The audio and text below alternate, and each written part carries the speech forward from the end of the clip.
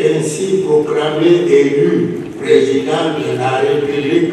Une mascarade de réélection, c'est en ces thèmes que le sénateur américain Jim Risch qualifie le scrutin présidentiel qui a permis au président Paul Biya de remplir pour un 8e mandat à la magistrature suprême au Cameroun. Le président de la commission des affaires étrangères au Sénat américain, dans une récente déclaration, critique vertement le pouvoir de Yaoundé. Selon lui, le Cameroun n'est plus un partenaire fiable pour le pays de l'oncle Sam. Parmi les actes qui violent le droit international et les principes démocratiques, la persécution des opposants politiques, les arrestations et détentions arbitraires des citoyens.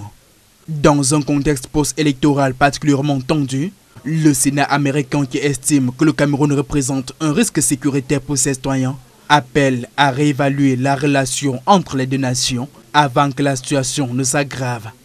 Au-delà du cadre électoral, la Commission des affaires étrangères du Parlement américain décrit la situation sécuritaire délétère du pays, notamment Boko Haram qui sévit depuis plus d'une décennie dans la partie septentrionale, ainsi que la crise anglophone dans les régions du nord-ouest et du sud-ouest qui a aujourd'hui fait des milliers de morts.